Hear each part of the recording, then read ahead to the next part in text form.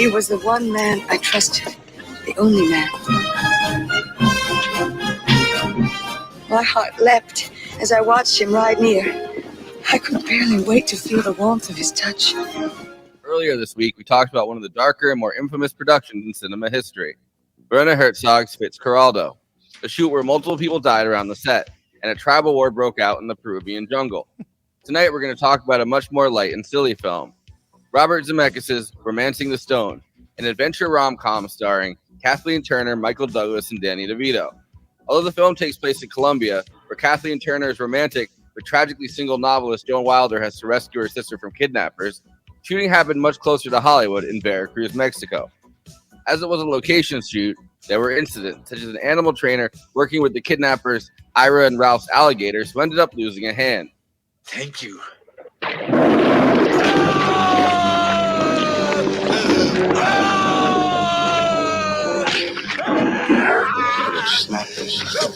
And a mudslide, which the camera crew managed to dodge, but some crew members had to be pulled out of. And it rained, and the fourth day we were very lucky. We had a pretty major mudslide, and we had just moved our camera about 15 feet down, and half the hill had come down. Oh my An enormous rock. It would have been a real disaster. As it was, Kathleen got caught under it. A lot of people got caught up to their waist, and a couple people got buried. But nothing like the violence and disease-filled shoot of Fitzcarraldo. Diane Thomas, who wrote Romancing the Stone, was a waitress at the Coral Beach Cantina. She was waitressing in Malibu as her screenplay caught the attention of several studios, with Columbia Pictures buying it and then 20th Century Fox making the actual film. Although Diane Thomas had worked on the screenplay starting in 1978, by the time she got it sold, Indiana Jones had come out. In fact, Temple of Doom and Romancing the Stone both opened in 1984. The fast-paced action, comedy, and adventure serial-like story reminded many critics of Indiana Jones.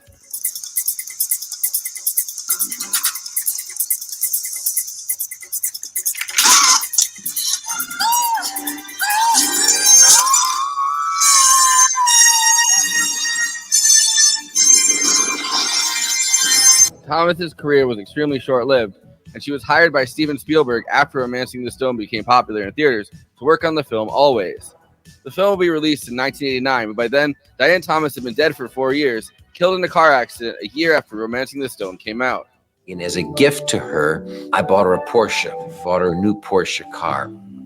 The difficult thing was the last time that I saw Diane was she came over to show me the new car that I got her, and I think it was 3 weeks later she got killed in the Porsche.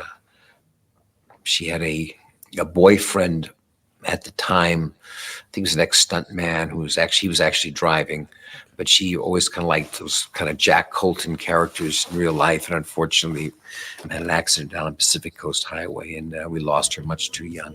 Michael Douglas was both the male lead of the film and the producer, although many other actors, including Sylvester Stallone, Burt Reynolds, Clint Eastwood, and Paul Newman had been considered.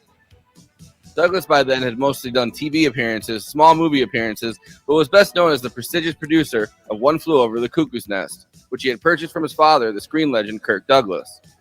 Kathleen Turner, who was known at the time for films like Body Heat as a hard and sultry sex symbol, her deep voice and gorgeous looks made her perfect for neo-noir type roles, which is the opposite of the innocent, lonely, and kind of pathetic Joan Wilder, who excels at writing erotic novels but has no love life of her own.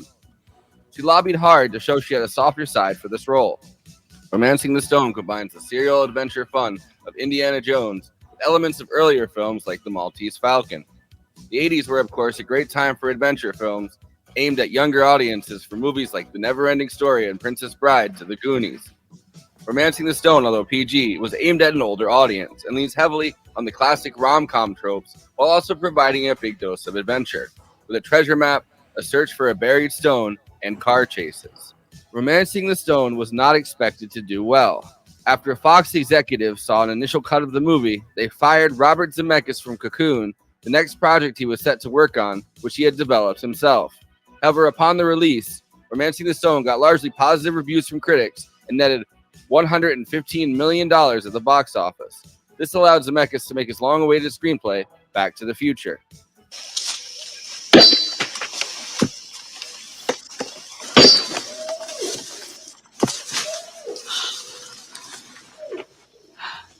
These were Italian. Now they're practical.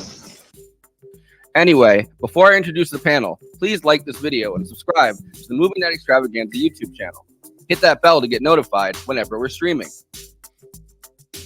Also, we are now monetized, so if you have any pressing questions during this live stream, send us a super chat, which helps me keep the show running, and which I am obligated by international law, human rights law, to answer.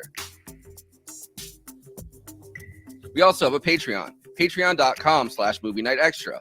All of our after parties are on there forever. We also have a new Discord and a Letterboxd HQ account, so those are 2 more places to follow along with us. Links are in the description. Okay, let me introduce the panel. Conan Neutron, host of Protonic Reversal, co-host of Movie Night Extravaganza, and frontman for Conan Neutron and the Secret Friends, neutronfriends.bandcamp.com. Conan Neutron and the Secret Friends has a new split LP with Lung, Adult Prom, available now on Bandcamp. Jay Andrew World, illustrator, book cover artist, artist for Give Them an Argument, co-host for Movie Night Extravaganza, and Bad Takes. Kristina Oakes, This Barbie is streaming on Twitch, twitch.tv/cosmopolitics, Twitter, Instagram, and Blue Sky at Cosmopolitics. Send her some subs on Twitch. I, of course, am your romance novel dream cowboy and podcast host, Forrest Miller. Look at those snappers, will ya? Look at him. Look at him. Yeah, this is I'm glad that we threw this one on here because we have 2 like super heavy, crazy films, and then it's like, okay, and then the equivalent of Chunky Monkey, right? I want to say it's one of the most singularly crazy journeys of all time. Robert Zemeckis going from, he only made 2 movies before this, both of them were commercial failures. Yeah. And like, they were like kind of student film kind of things. Michael Douglas plucked him out of basically obscurity to make this because he's the producer on it. So he goes from this, then they watch the actual test run of this at Fox. And they're like, it's going to be a huge bomb. Yeah, the executives go, yeah, this is going to fail horribly because no one's making, this is the first really like adult oriented, of the 80s, like action kind of adventure movie. So they're watching it on the big screen. They go, yeah, we're firing you from Cocoon. The next project that was in development that he actually like put his heart and soul into developing it. And then once it did well, they went, we want to hire you for something else. What else you got? He goes, I got this little thing called Back to the Future. he wrote, and like, his previous movies, I don't know about the first 2, but like he obviously didn't write this one, So he's like, well, I wrote and I want to direct this movie Back to the Future. Well, and this movie, I forget his name, but the guy did some of the sound work on it. Like it started that relationship too, that he like stayed with him for like Alan decades. Silvestri. Silvestri, thank you. I couldn't think of that guy's name right now. Alan Silvestri. Right, this was actually, he wasn't even supposed to do the final score. This was just like a work print score, which is the craziest part about the whole thing. And it kind of like I would not like let me put it this way: if you see me cruising around, this is not the kind of music I'd be listening to, but it works in this. Yeah. Is Andy in an 80s adventure movie? Because that's what it sounds like. I tried to find something like 80s adventure for the intro. I think I did There's like a lot of there's a certain style of synth. I should know. I've had to emulate it. There's so much slapping bass. Like the bass is just slapping like it ain't nothing. And like there's flutes usually for reasons unknown. Like it's such a. But when we think of those kinds of tropes, this is one of those movies that kind of helped define that. Which is funny because it's almost entirely by accident. Yes. Well, I put it in the intro, but like Temple of Doom came out the same year. Right, and so I'm glad you mentioned that the script for this was written before Raiders came out. Yeah, because it just sat around like a ripoff. Right, exactly, and that's what everyone thought. They're like, oh, it's just a ripoff of Raiders, which it is not. It was even written before Raiders was written. If you like look at 5 the timeline. years. Yeah, well, it was written a year before Raiders was written, which it was 79, but it didn't come out until 81. So written by a woman whose life kind of reflects the Joan Wilder life. Right. Like she was kind of working this like dead end job at a restaurant still while she was writing the script. She put out the script. She had an agent, I guess. So she was well known enough to have an agent, but not well known enough to Well, I mean, you got to have an agent back then. That's how people saw the scripts. So this script got into a bidding war. All of the big studios bidding a shitload of money on the script because they were like, this script is really good. And it ended up being bought by Columbia Pictures and then bought from them by 21st Century Fox or 20th Century Fox at the time. And like then Michael Douglas signing on as a producer because Michael Douglas was not an actor at this point. Like right, that's the craziest. That's the craziest thing, right? Like so he was more interested in producing this than anything. Yeah. And the alternate casting, like the people they tried to get this are crazy. And I don't want to steal Kristina's bit because that's kind of Kristina's bit. But like it is Burt Reynolds and Paul Newman. Like I don't see it. I don't really see it. I feel like Paul Newman would be like that's something I would have done in the 50s, but right, yeah, exactly. Christopher Reeve, like it's just too clean cut for this. Yeah, and this is post Superman Christopher Reeve too. Yes. So like y'all have the association of like but still way before the accident. Well, yeah, but that movie was huge. So it'd be like, oh, Superman's running around the jungle is what it would have been. Yeah. Yeah. But like he's just not the right type. And I got Superman and he's running around the jungle and there's a hot broad. Well, and Michael Douglas at the time known for being on TV, right? Like just for TV roles besides, being the producer of One Flew Over the Cuckoo's Nest. But he only really played cops, he played judges. And it's actually like his friends that were telling him like, hey, you should take this role in this movie you're producing because like all you've done are like these serious kind of heavy like cop shows. He runs in and he's like the cop and they're like, you should do something, you should enjoy yourself for once and not just be like the TV cop / producer of the movie about the fucking lobotomy and cock therapy. But he's also a legacy, right? Like he's Kirk Douglas's son. Yeah. So it's like he, in ways that have not been seen certainly since the Coppolas, wants to define himself on his own terms. And but it's just funny that like he just couldn't find the right person to do this and ended up just doing it himself. It ended up being like huge for his career and ended up kind of like basically giving him a carte blanche to do whatever the hell he wants for like at least 10 years. And even then kind of a baseline respect that people like, I don't know why we respect this guy, but we do. Yeah. So this is from the Today Show a couple years ago. Or People Mag, not People. This is from People Magazine, I guess, a couple of years ago when he was doing that Kaminsky Method show. I never saw that. Yeah, I know that it's very well regarded by critics, though. I know that. He got Kathleen Turner to play his ex-wife on that, I guess. That rocks. I love that for a Romancing the Stone kind of reunion. So they were talking about that on People or whatever. The early 80s, Michael was an Oscar-winning producer looking to cast the female lead in his latest project, Romancing the Stone, while Kathleen was one of Hollywood's hottest actresses, hoping to build on the success of her breakout film, Body Heat. I first became really aware of Kathleen from the studio head who you rented an apartment near him and you borrowed some sugar or something. Yeah. And there was a guy and he ran Fox at the time of production. Yeah. I can't remember. think I was a police. Classic bit, by the way. Hey, can I borrow some sugar, Mr. Head of Fox? But I remember, and he kept saying we were trying to figure out who would be right to cast the part. And then, of course, I knew Body Heat. I'm a married woman. Meaning what? Meaning I'm not looking for company. You should have said I'm a happily married woman. That's my business. Every man knew Body Heat. How happy I am. I don't know what Kathleen's impressions might have been about. Well, I guess all I knew then was the streets of San Francisco. There you go. Richie, get on out here. There's cops. I rest my in the case. hall. Do I look like a cop? In this neighborhood, you better believe it. So we met in a restaurant. I think we had lunch together. Lunch in a restaurant. It was a sort of in between. It wasn't like an office meeting where I was being interviewed or auditioned. No, it was more like a friendly lunch or something. Yeah, I was comfortable with him. I didn't feel objectified, which was very important to me. But you're saying where we're at. I came out of television, really did this television series, Streets of San Francisco, and then produced Cuckoo's Nest, which was a big success. And so was an Academy Award-winning producer, but as an actor in feature films, I was persona non grata, because in those days, television more than everything was separated. Yeah. Television was separated from feature films. So that was kind of a big jump for me. I wasn't initially thinking of casting myself in the role. I was looking at other people. Yeah. And then other people, this is before you were cast, obviously, other people turned the part down. So they said, well, maybe I do something here. And what you learned was never to produce and star in the same movie again. It's the truth. Isn't that the truth?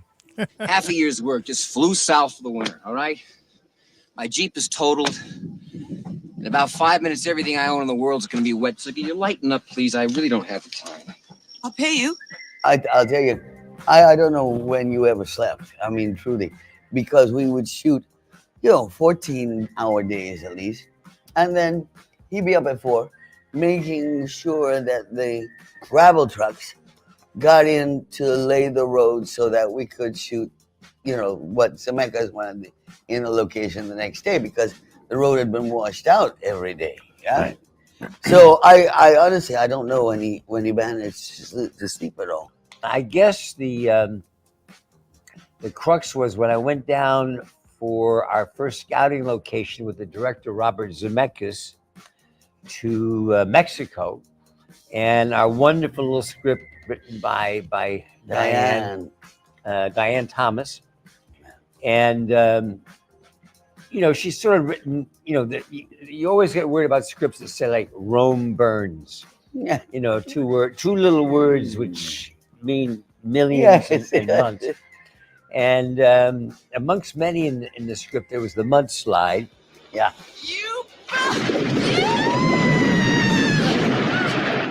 As we started putting this all together and realizing this was going to be a much more difficult shoot than we anticipated, much more, I ultimately became more and more grateful that we had Kathleen Turner. Because besides being a wonderful actress, Kathleen also understands the problems of production and had the patience to deal with her co-star, who was also producing the movie.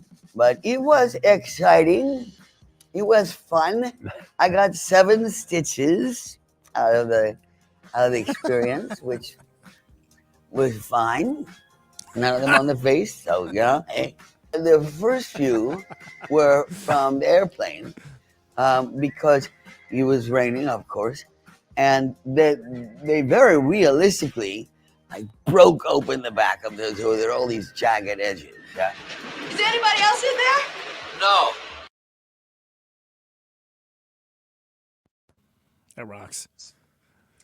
Yeah, that dancing scene. I don't know if you knew this, but it was it wasn't in the script, and Kathleen Turner and Michael Douglas were just dancing with each other at like a celebration that where they were filming at, and so Robert Zemeckis just grabs a camera and just starts filming them. Yeah, and that whole scene was just completely improvised like that. It was just them dancing, which is crazy because I feel like you don't buy their story without that to a certain extent, right? It seems rushed, so it's funny that like, well, what would have been? And then there's also Danny DeVito who gets busted trying to get the map, but like that woman thinks he's perving, and which is hilarious. And anytime Danny DeVito is on screen on here is fantastic. Like he's great. Apparently they got this close to actually like banging on set though.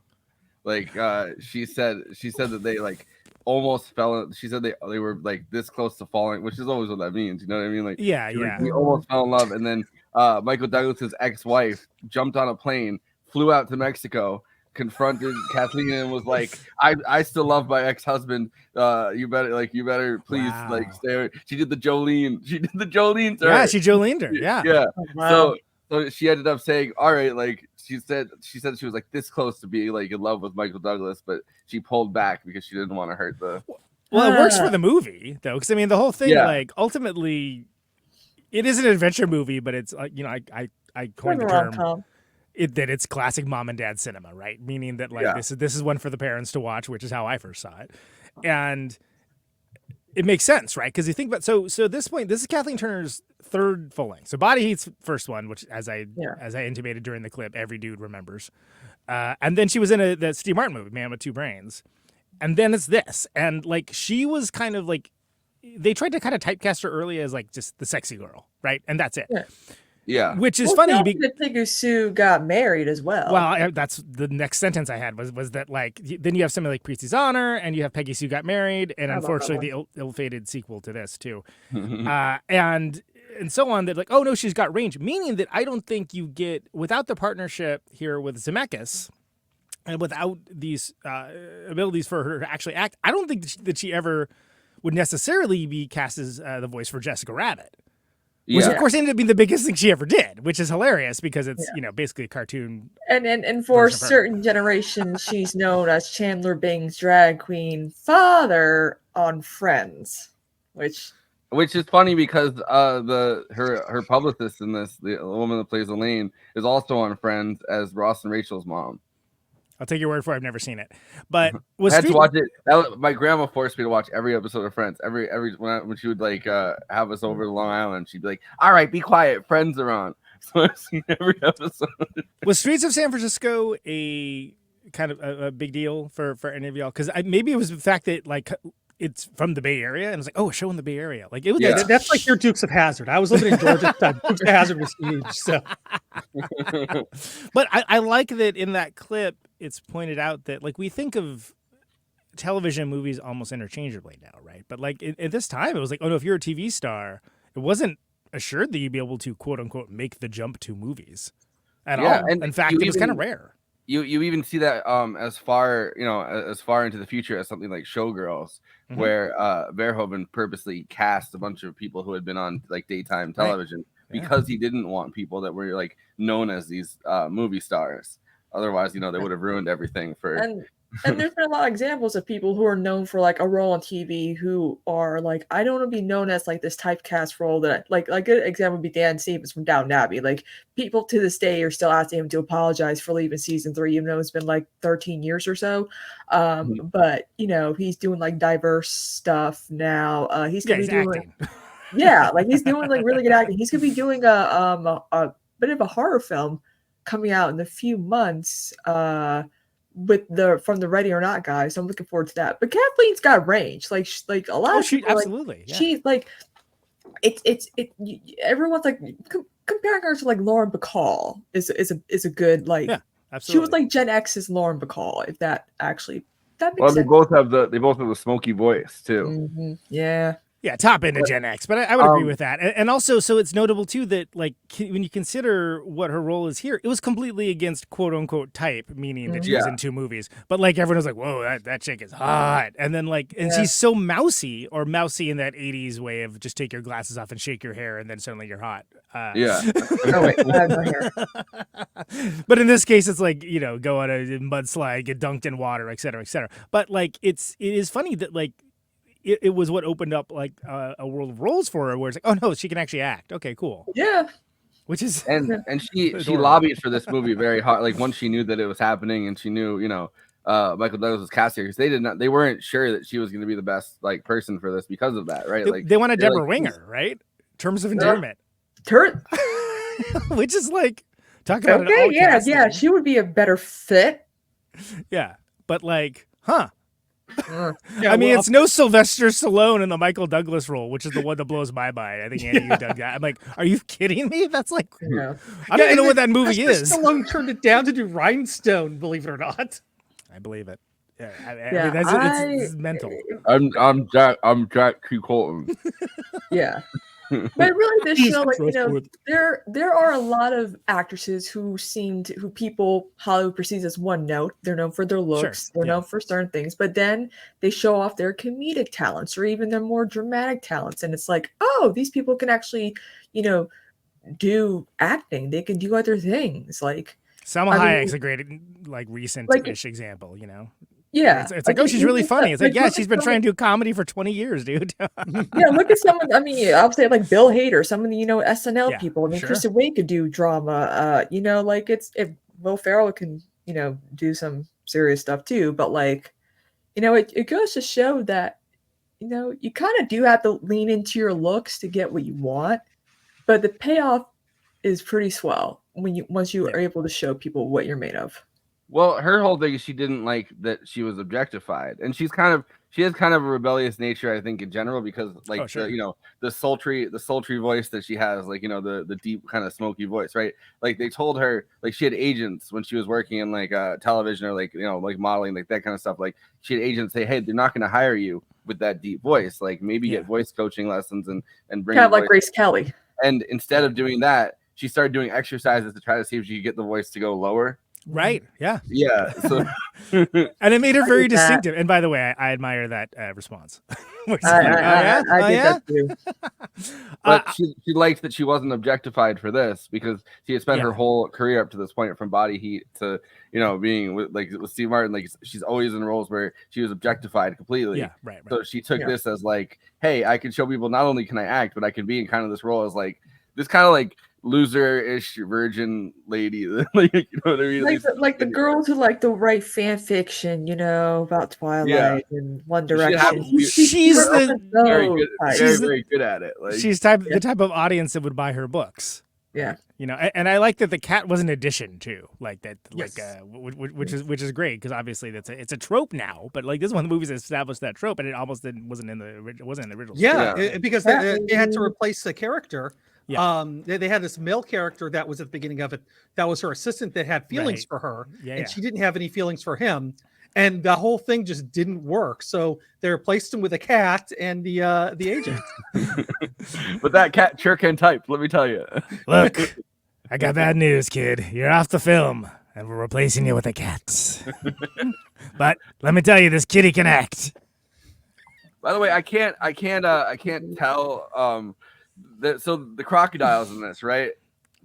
In multiple places they're listed as alligators, and like I guess the trainer that got his hand bitten was an alligator trainer, and maybe it's because he's working with crocodiles for the first time, or maybe they were alligators. I can't really tell from the thing because they list them as both. That feels kind of racist, right, Uncle Alligator? Yeah. Look, don't get me started. All I'm saying is that gator can act. If you look at that gator's leaving it all on the screen. But we've historically overcome many challenges. The 80s were a tough time for us. The cocaine flowed freely. That's actually where cavemen came from. Their snouts collapsed because of all the cocaine. Yeah.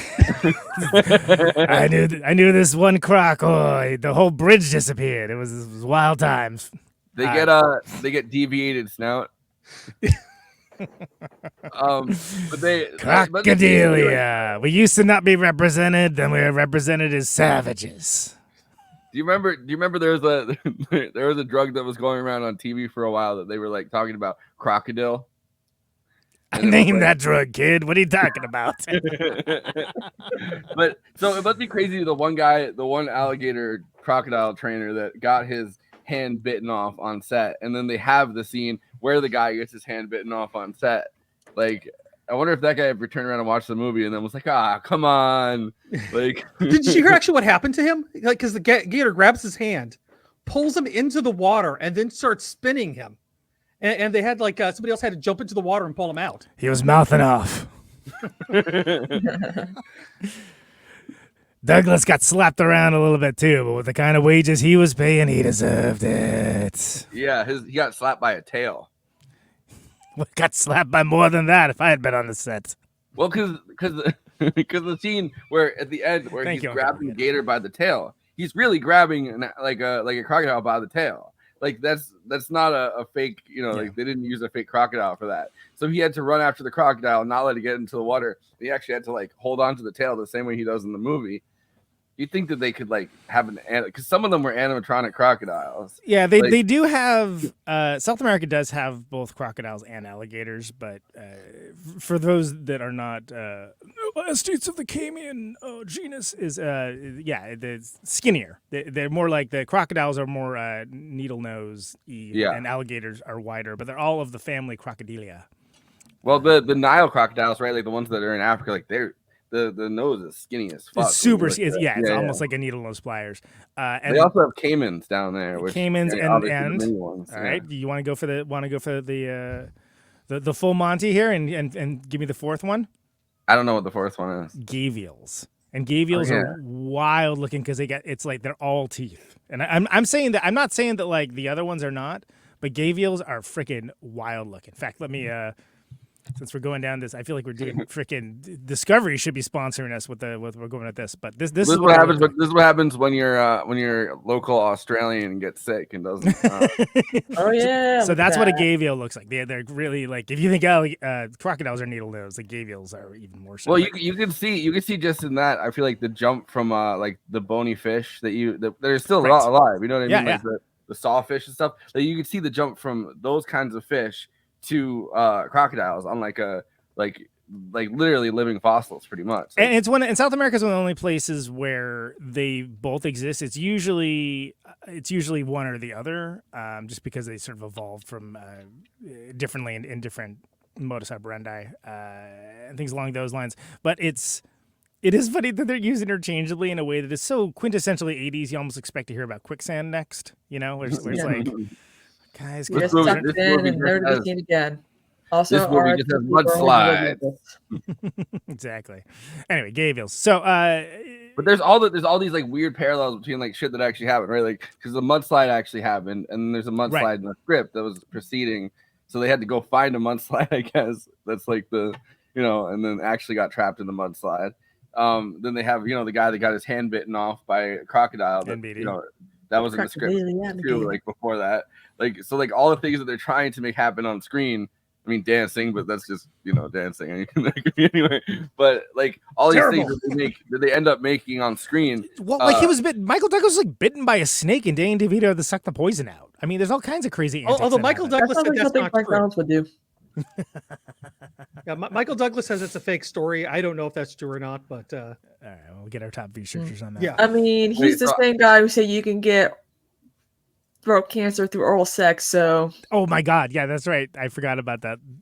Yeah. What an amazing moment in history. Yeah. Oh, nice. Danny DeVito rocks in this, by the way. Yes. Yeah. I don't think I'm I telling love him. He's like, I forgot how great he is. This is only 40 seconds from this, but this is my favorite story that I encountered from this. The scene in the phone booth where I called him a maricon. I went down to Mexico. I didn't know what a maricon was. At that time, I was playing with the violin. He's dressed like Frank. I used to keep it with me all the time. And I was on the plane, and there were some guys sitting across from me, right? And I took it out, and I was just, playing it really quietly. And I looked at the guy, and I smiled. And his friend turned to him, and he said, maricon, right? And I didn't know what that meant. And then there was an American guy there. He says, the guy called you a maricon. So I put it in the movie. She's coming right toward the phone booth. She's with some guy. How do I know? She likes guys. So do you, muddy cone.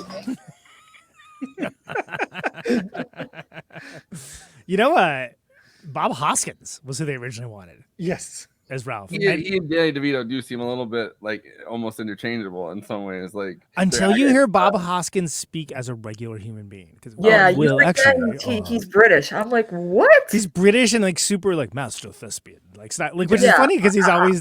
I know, of course, Roger Rabbit, but also the movie Mean Girl, Mermaids with Cher and Winona Ryder. I'm like, oh, he's Luigi. like up north somewhere, and they're like, and then I heard him like actually do like an interview. I was like, what? You're British?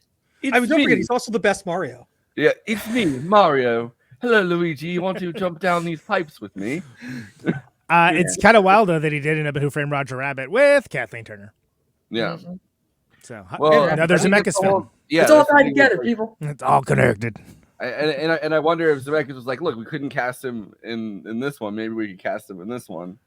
Like it is weird to think about. As far as careers go, yeah, Douglas, like the biggest thing he was in before this that was a movie was like the China Syndrome, which was not a big movie. But then after this, like he got Fatal Attraction. He's in Wall Street. Like it's just crazy. Like it's just like on like a Basic Instinct, right? I mean, he's in that Falling Down. Yeah. I like the detail though that like he learned the lesson like not to produce and act in the same same movies from then on, because it's like, yeah, that seems fucking terrible. Like unless you're like, if you're in the jungle, if you're on location, maybe in a soundstage, sure, but someone tell Margot Robbie she needs to stop producing and acting in her films. Well, it's the other thing that's like it's a matter of like, you know, are you a producer or are you a producer, right? Like if you're involved, Michael Douglas was like a producer, like, and you don't I think say about that all the time, kid, all the time. But you don't think about that in terms of today's Michael Douglas, where it's like if he was going to produce something, he'd probably be producing it, right? Like he'd probably be like, oh, you know, I slapped the Douglas family crest on, or maybe he'll just show up to a meeting and get some money for the production, and that's about it. Yeah. Because like Richard Dean Anderson was a producer of Stargate, but that's just because he'd show up to the meetings with them and be like, yeah, I'm in Stargate, and then people would give him money. Right. It's to help with the funding and everything. But it is speaking of showing up and getting money, this show is sponsored by Yabiga.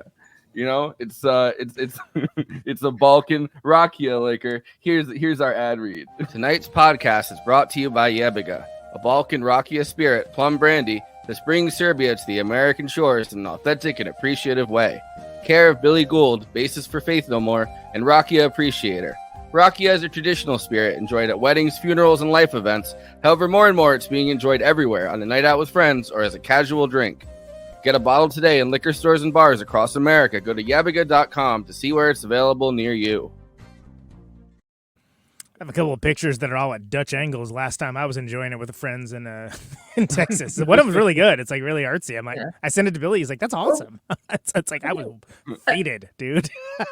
I mean, I know we're talking about like Michael Douglas, but Danny DeVito had quite a career leading up to, you know, he did Taxied and One Flew Over the Cuckoo's Nest. You know, he was pretty much everywhere. He was roommates with Michael Douglas. Yeah, he was everywhere in the 80s and 90s. And, you know, you would think that, oh, you know, he had gone away. He never left. I mean, It's Always Sunny in Philadelphia. He's been doing that show since 2005, 6. So One Flew Over the Cuckoo's Nest is like 7. Oh, go ahead. 2006 is when that interview was. So he was literally like in the process of joining the like, cast. So that's why he looks just like Frank Reynolds. Well, One Flew Over the Cuckoo's Nest, which we've covered on this show, it's been a while, but that was 1975. Taxi is like 78 and runs like 5 seasons, if I remember correctly. So that would like takes. He actually won an Emmy for Taxi, and Rhea Perlman won like 4 for Cheers because he said that when with the It's Always Sunny cast, they're like, Danny, did you won for Sunny? He's like, no, for Taxi. Yeah, and so 83 is when Taxi's finishing up, and this starts up like 84. But this is the rare example where you have 2 stars that are waiting to kind of be on a bigger stage for various reasons. Again, Michael Douglas had a hard time escaping the shadow of his father because his father was, you know, generationally the one before, like one of the great actors of his time. Yeah. And Kathleen Turner, as we mentioned, was basically typecast as like the hot chick, right? But he really shines in this. Like, it's because he's funny, but in a way that's not like distracting necessarily, or any more distracting than anything else anyway. Yeah. Which makes him memorable. Like, I remember as a kid, all I remembered was Danny DeVito. I'm like, oh, that guy's great. Yeah. He really is a scene stealer like that. That's why a lot of people don't realize this, but It's Always Sunny in Philadelphia was going to get canceled after its first season because it didn't do so well. Yeah, well, they needed a famous person to be in it. They were like, hey, they found Dan DeVito, and it worked out. Look, that show's renewed for 4 more seasons. I think it's never gonna end. Well, the thing with Danny DeVito and It's Always Sunny is his grandkids had somehow seen the first season of It's Always Sunny, like the first 6 episodes. They only did like a 6-episode run for the first. Yeah, it was season. pretty short. I was there for the very beginning, but it was not a long season. I remember that. And so they got some like buzz, and his grandkids were both like, "Hey, like this show is really good. You should do this. Like this is really funny." So he decided to do it to like help his so his grandkids would think he was cool, I guess. Like, can I tell you, if you go to Letterboxd and look up films starring Danny DeVito and go by average rating, the 4th highest one is The Nightman Cometh live. It's like One Flew Over the Cuckoo's Nest, The Nightman Cometh, and then LA Confidential.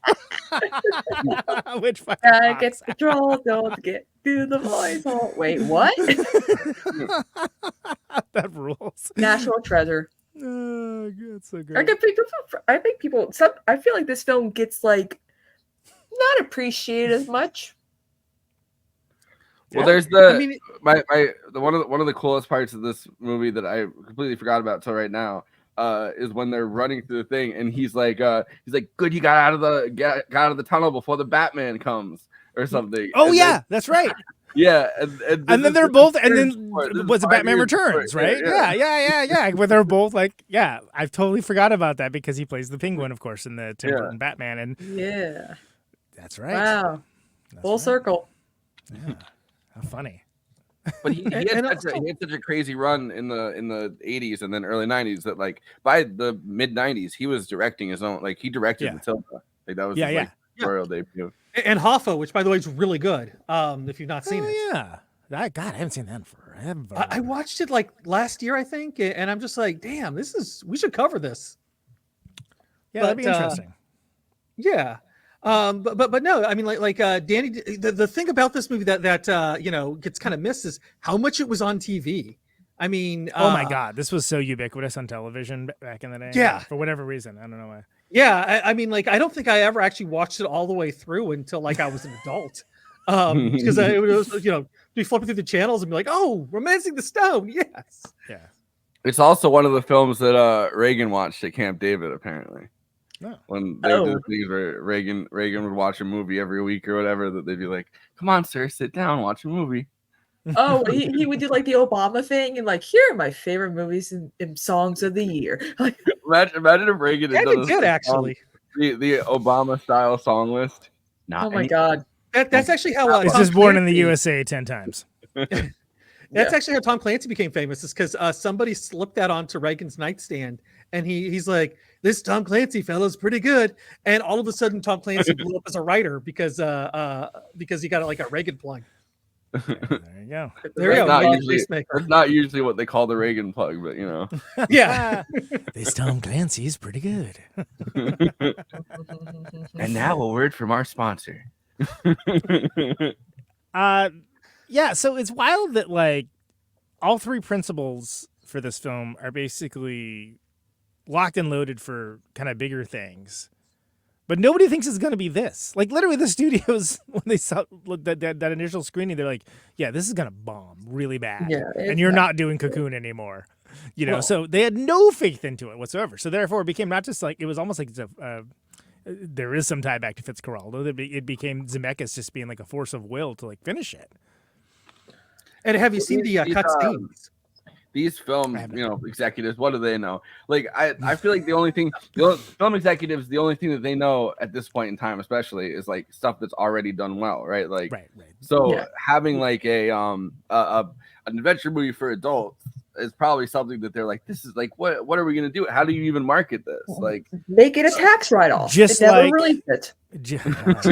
Just like before Deadpool came out, the idea of there being a superhero movie for adults was like, you literally can't do that. And so people that hate on Deadpool, first of all, usually don't know what the hell they're talking about. But secondly, if you like movies like Logan, like you owe it directly to Deadpool for doing That's why I'm excited for Deadpool 3. I don't give a fuck. I am too. I know it's gonna be good. I'm in. I'll watch that. The only MCU movie to come out, I think, this year alone. Good. So it should be the only one, and hopefully it's Deadpool Kills the Marvel Universe, which is an actual graphic novel. Yes. The first time I watched Deadpool, I was on a plane to Puerto Rico. Yeah. And I enjoyed it, but it's a good plane movie for sure. Well, he's like the Bugs Bunny of the Marvel Universe, right? Better than 64, let me tell you. and I mean that as a compliment, but it's like some people are just naturally against that, which is funny because in universe, in the comics, everyone's annoyed by him in the same way.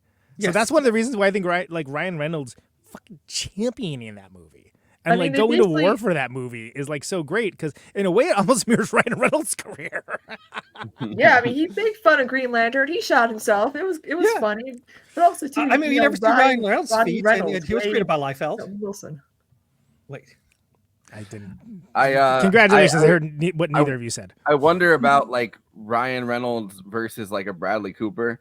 Like I feel like Ryan Reynolds is someone who kind of leaned into the comedy of it all. Yeah. And like in order to like, revamp his career. Whereas like a Bradley Cooper just gets really serious about things that are very fucking stupid. Like I'm gonna put this prosthetic nose on. Tie into It's Always Sunny in Philadelphia. Ryan Reynolds and Rob McElhenney are Welcome to Wrexham, where they literally they were like, we know Rob McElhenney had to explain to the cast what winning an Emmy is like.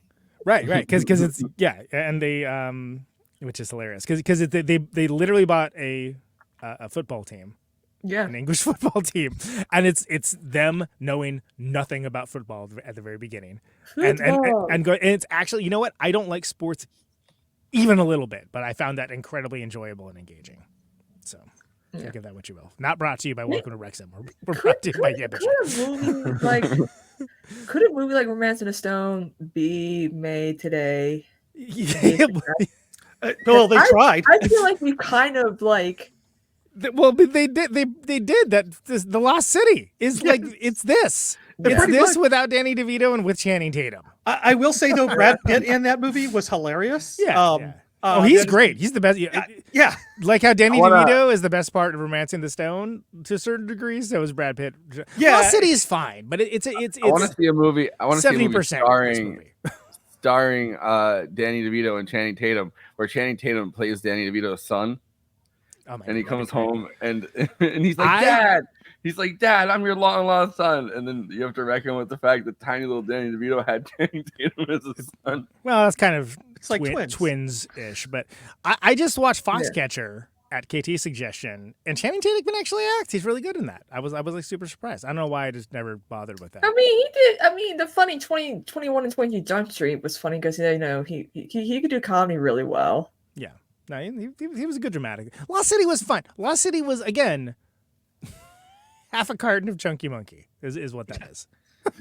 Yeah, it owes heavily to this movie because they literally lifted the plot from it as a a romance writer gets kidnapped. And what's different is the stuff they added that doesn't really work and nobody cares about. No.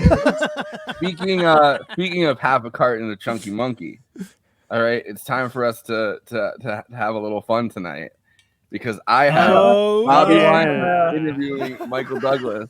That rocks. And in this clip, it's Oscar nomination time when they film this, or it's right before the Oscars. So she's asking Michael Douglas for his Oscar picks, which I was watching this last night, and I was like, oh shit, this is just like this is what you did before podcasting. You would like us, just like me for real. A Dallas movie, like Dallas movie show where you'd be like, let me ask you for your Oscar picks. Right. We talked was here in Dallas. It was. And China syndrome. Yes, and I wondered what you were doing, and now I know what you've been doing. Sloshing around in the jungles of Mexico is what you've been doing. Just 5 years, Bobby. That's all. It's hard to realize that. It really is. That is amazing. I have to tell you, first of all, Michael, how much I enjoyed the picture. I really did. Oh, good. I really did. I laughed and just had a wonderful time with it. But as you must be well aware, and as I'm going to say right out front, is, she's still alive. Of course, she's it's going to be still compared with Raiders of the Lost Ark. Right. But he's Hank Pym. In your case, I don't think you need to fear it because it's going to be compared favorably. I think. That seems to be what's happened. It was a project which I started actually about 5.5 years ago. And way before Raiders, and then it had a lot of difficulties getting going because people didn't think that a picture like Romancing the Stone, you could put action against comedy and against romance back to back like that and pull it off. And so it's taken a while, and I think we've succeeded. And there've been some comparisons, but as you say, most of the comparisons have been very favorable. So I think we're in good shape. Did the success of Raiders help you launch this? I'm sure it must have had. There was no direct correlation that I was aware of, but that was sort of a breakthrough picture in that adventure genre. And I sort of felt after having made sort of socially relevant films like The China Syndrome and before that One Flew Over the Cuckoo's Nest, I was looking for a romp. And I thought it would be fun, just like actors like to play different parts, to do a different type of production than what I'd done before. So I think that the success of Raiders certainly helped Romancing the Stone a lot. There are just some wonderful action sequences, and the one that blew my mind completely is the vehicle that goes over the waterfalls. Yeah. Now, did you really do that? Those were real stunt people that went over that waterfall. Yeah, it's a really old-fashioned picture in that way. And I mean, a few of the differences from Raiders is there are no special effects. It's like the old westerns used to be with these. It was a stuntman's dream with all the different stunts, the waterfall and going down the slides and the swings, a lot of the the car stuff.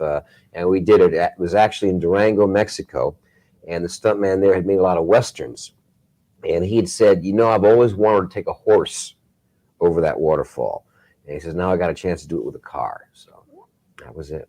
But as the producer, Michael, weren't you really terrified when they did that? Well, I figure they got to know what they're doing. They're professionals. There were a lot of other things that I was terrified. Mostly I was just terrified that we wouldn't be able to finish the production. Like running out of money for the picture. It was very rough down there in terms of, rainstorms and a lot of logistical problems. And the beauty of it, Bobby, is trying to make a picture, and I think we've succeeded, look effortless. As difficult as it is going from one location to another, and we had our close calls and our accidents, but in the end, you just try to make it look like it just sails. What sort of mishaps did you have? Mud, mostly. I never seen it rain, except maybe in Dallas, as hard as it was down there. We came into that tornado. Is Bobby's editor storm the other night?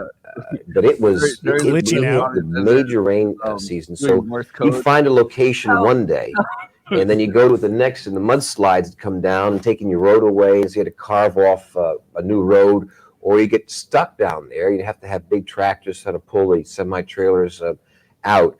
So it was a lot of logistical work. We got a lot of cooperation in Mexico, and the spirits of everybody were good.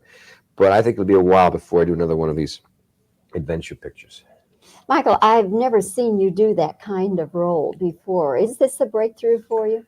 Well, I guess so. I mean, my friends have been saying it's about time you play something a little closer to yourself. They said you've been fooling with all these morally justifiable characters and judges and all that, and it's time that you did something that was a little more fun. They've always felt that was much closer to who I am. So yeah, I've been getting a nice, favorable response, from it, and I'm hoping it's certainly a lot more fun to do this and the more serious parts. And I'm looking forward to. We had just a really nice ensemble experience there. I think Kathleen Turner was great, and obviously you met with Danny, and he's a lot of fun. So I'm going to savor it. It's been a lot of fun. The Oscars, of course, are just around the corner now. And I have to pick your brain a little bit as a former Oscar winner yourself and Oscar nominee. What do you see for Best Picture? Well, I gather it looks like there's going to be sort of a terms of endearment sweep, I have a feeling. I think it's captured a lot of people. And it reminds a little bit of the success we did have with Cuckoo's Nest that year, where that kind of momentum just built and built. So I would imagine the terms will get Best Picture.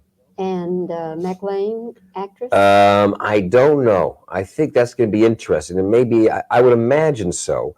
The Academy members generally are relatively older. A lot of the newer people in the industry have not become an Academy member.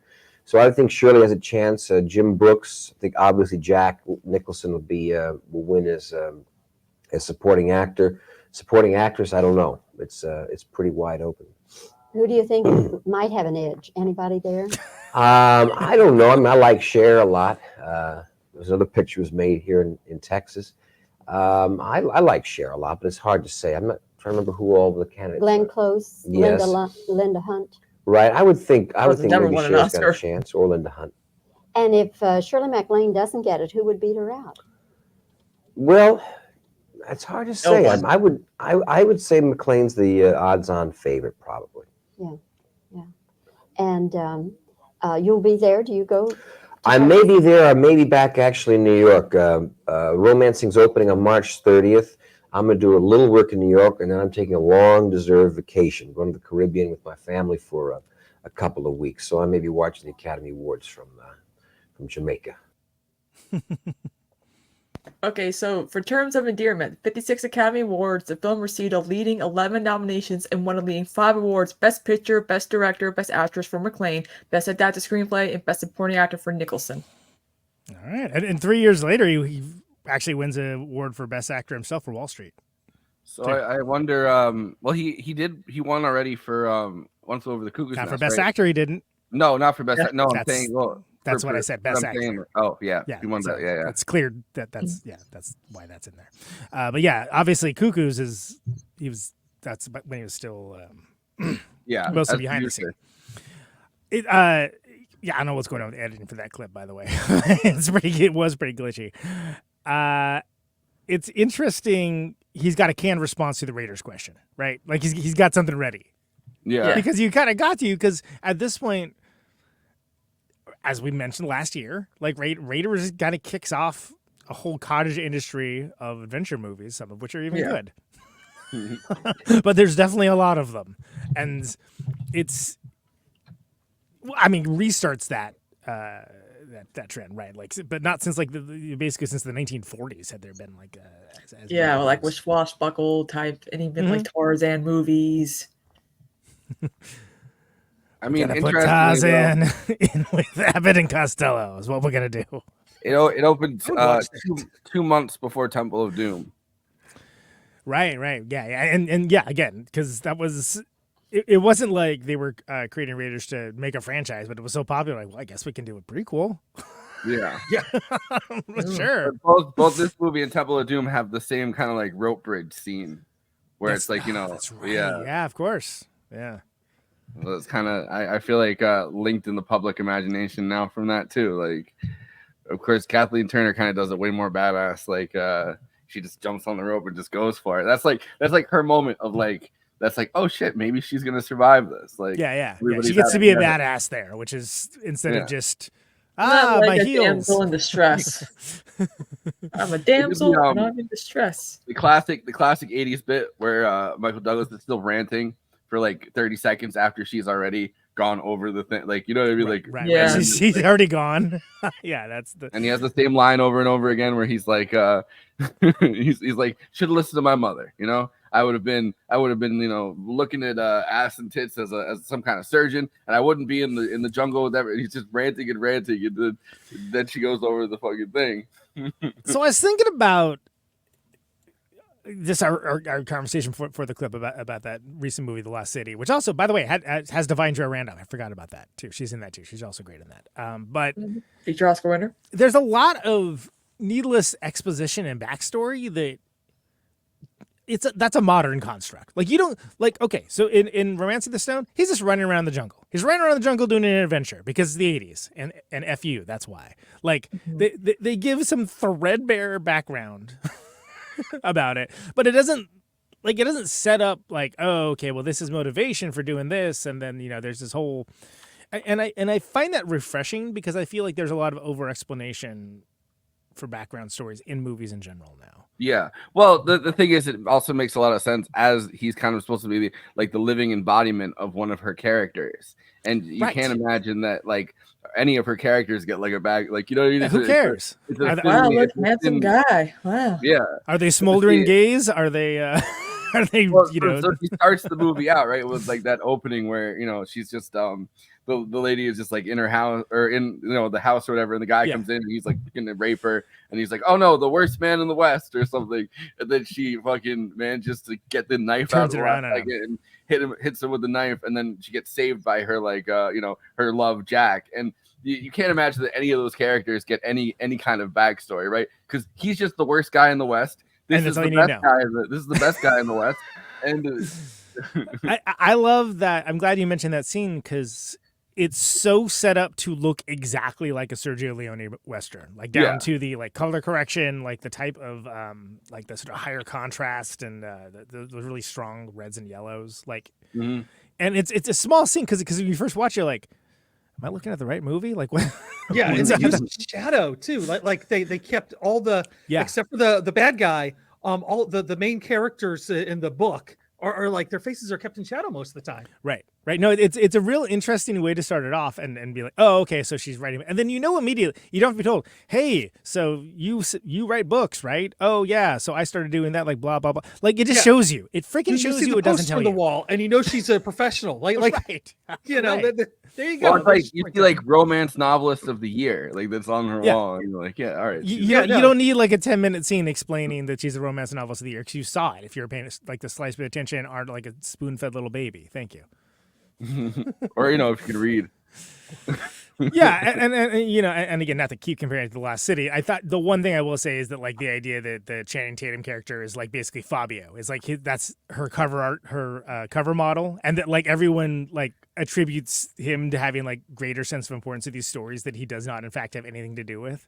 Yes. Funny. That's very funny. But other than that, like, again, Michael Douglas' character, you don't know where, like, why is he running around adventuring? I don't know. He's an adventurer. What do you need to know? And I really like that he's doing an adventure. Not everything needs a tragic backstory. Exactly. Well, he needed the money. He's little boy Blue, you know. He needed the money. He's Jack T. Colton. He does an adventure. That's what he does. And well, so I like that. I like the character that got the most backstory besides her is like, you know, Captain Doctor Mr. Zolo. Like, you know what I mean? Like, because that's the classic thing where it's like he's the worst man in Colombia. You know what I mean? Which right. You know, these days that could be anybody in Colombia, but like he's the worst man in Colombia. So they're like, oh, no matter what he calls himself, Dr. Zolo, Mr. Zolo. It's that classic thing of like you have to build up your bad guy because your bad guy's not going to get to actually murder anybody. Because this is like, you know, it's an adventure movie that's gonna just ruin the mood. So you have to like keep talking the guy up for when he finally shows up and gets his hand ripped off by an alligator. You know, it's literally like Peter Pan style. Yes, it's 100% Peter as a Pan. verb. Yeah. You got Peter Pan. You can say it. Yeah. No, and that's great because it allows him to kind of play it a little more. Like he doesn't have to like overtly explain his motivations and things along those lines, right? Like he just has to ham it up. He just has to like kind of glower at the camera and look menacing. Okay, cool, right on. Yeah. But you get but it mirrors, I think, the character in the beginning where she's like, that's when he, you know, stole burned my Bible, raped my sister, murdered my mother, and like there's that long list of things the guy did. Shot my dog, stole my Bible. Yeah. And so it sets the Dr. Mr. Professor Zolo character up to be that kind of you know, yeah, and I mean I think it works, you know, and it works in the way that, again, that's coming from that rich tradition of like 1940s serial storytelling too, right? Where you just like have everybody, you know, talking hushed whispers about like he's so dangerous, like watch out, no one's ever survived is the battle with him, you know, whatever it happens to be. I mean they did that too with Darth Vader, you know. I think that's probably like the most modern example, which is, you know, pulling from those tropes, of course, but that we know. And I mean, like, you know, they have the one guy talking shit about Darth Vader, and what does he do? Choke the guy out, you know. Yeah, well, and it's exactly, and I mean, imagine if Star Wars had started with Conan, did you get my message? I did, yeah. All right. And if it started with like the scene from Rogue One where Vader's just smoking fools left and right, like it doesn't need to do that. But like that's a totally different movie if they did do that, and that's great, and honestly probably a lesser movie, even though it would be a show not tell, because like again. The suspense, like the hearing about it before you see it is it goes back to Skip from New York, right? We hear all about Snake Plissken. Oh, Snake Plissken. Oh, Snake Plissken. And it's like, who's a Snake Plissken guy? Oh, there he is. That like if they had shown that failed heist at the beginning, it's like, well, he's not that good at heisting. I can tell you that much. Yeah. Yeah. The other thing too about that is like it also, whenever he does something like completely unrealistic, it's like whatever. It's Snake Plissken. He can get away with it. Right. You know. Whenever Zolo is just being, you know, mustache twirling evil, it's like whatever. He's evil. He can get away with it. Yeah. What's a Dudley Do-Right's nemesis? Snidely Whiplash. Yeah, doing a Snidely Whiplash. Right. Is this a Bechdel fail though? Yes. I think it is. Yeah, absolutely. That the only scene where the two women are actually talking to each other. They're literally talking about dudes. They're talking about dudes in the room that are like, oh, that guy's, you know, that guy sucks because of this reason. This guy sucks because of that reason, et cetera, et cetera. Yeah, like right at the beginning, like you're not even like 5 minutes into the movie and it's failing the Bechdel test. Yeah. Oh, we have a question in the comments. Oh, what we got here? Okay. Better be a good one. If anything, and because you all have made the Indiana Jones comparisons, how do you feel about the structure of this movie coming from Diane Thomas focusing on the lead actress and flipping the script by having Jack T. Colton have just as much characterization as Willie Scott? Good question. Thanks. Start with words. Kristina, what do you think? I mean, I think it's kind of important to kind of focus on the lead actress because, she's writing all these novels and, you know, she's not realizing that she's ending up walking into one of her novels, essentially, minus the hardcore eroticism of it all, but she's going on an adventure, you know? I mean, good for her. Like, let her live a little. Like, I think. And that was pretty unique at the time, too. I mean, this is, when's Neverending Story? That's, I think that was also 84, wasn't it? Yeah, I think you might be right. Let me.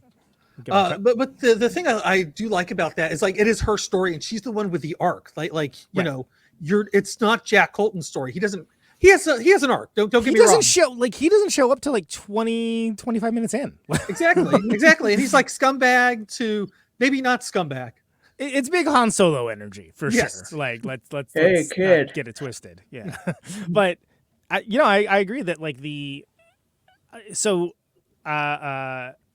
Labyrinth, never ending story, right? A lot of the fantasy movies we covered when we did Fantasia, they have the book as the narrative conceit, but they're all for kids. So this is a situation where she's in one of the kind of books that she would write. Yeah. And ends up writing and ends up being a huge hit, or it ends up being well regarded anyway. I mean, it's implied it's going to be a huge hit. There's a boat. So they get to buy a boat, so apparently it does well enough. But I think that's cool. So that's why it's more of a bummer where it's like, oh, it's a shame there wasn't like any scene that isn't directly involve a dude. But it's also 1984. What are you going to do? I mean, nobody was thinking about that at the time, I guess. Yeah, like 1983 and 84 was when they created the PG-13. I wonder how it would have been with the PG-13 rating.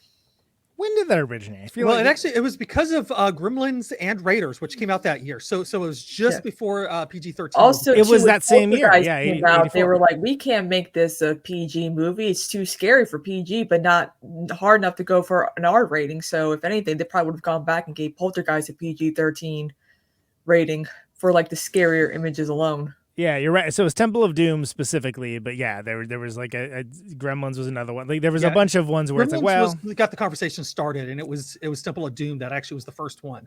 Yeah, exactly. It was all Steven Spielberg's fault. And also Red Dawn. Apparently. Oh yeah. Wolverines. So, but I think it's again using because we think of it now and it's like that's just like, oh yeah, like it's they're doing the thing. You see the scene like, oh no, that's a scene from like the movie he's writing, or that's a scene from like the book that she's writing, or whatever. And like we just think of that as like a narrative conceit. But it was crazy that like multiple movies around like a 2-year process all that were written at different times all had that and basically put that into as a trope, as a trope in filmmaking and narrative storytelling in general. I was at a science fiction convention, and they put me on a panel about Tales from the Slush Pile for some reason. And I was on with a bunch of editors, and I'm like, what am I doing here? But one of the editors tells the story of like constantly getting scripts, like books, where it starts off in one genre and it'd be really well written, and then all of a sudden like would reveal that they're like in VR or something like that, and all of a sudden just go into like this real cliche story after that. Right. It's like, no, I want this fantasies thing you were writing. Yeah, right. Not everybody can pull from dusk till dawn, right? Yeah. Well, and that's fascinating too, because when we talk about the genre of like adventure movies, which we have been all month, they tend to be usually on the more serious side in a lot of cases. And this is polar opposite of that. Like absolutely could not be more different. Opposite side of the, like this is. Adventures are supposed to be a little comedic, a little fun. Right. Isn't that the whole point? Well, and that's there's a certain example of that. I mean, Zemeckis himself. We talked about like what was one of his next movies is Goonies.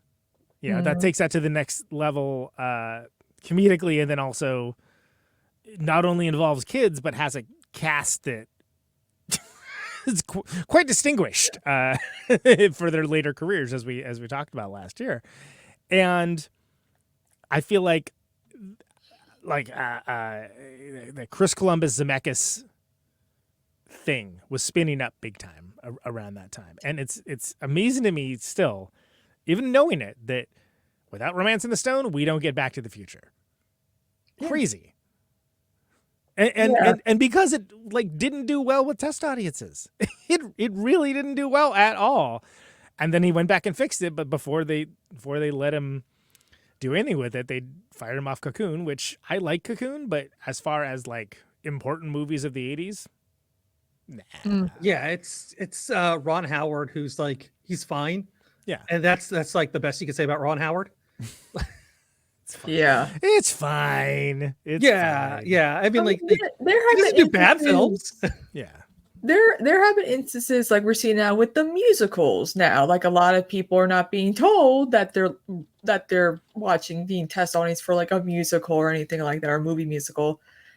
And I'm like, oh, non-smoker, thank you for the raid. So yeah, that's a whole situation. But but there are times where they will test something. For instance, okay, here's an example: live action Beauty and the Beast. Mm-hmm. The scene where he transitions back to being human. He was supposed to wake up in a bed of roses shirtless.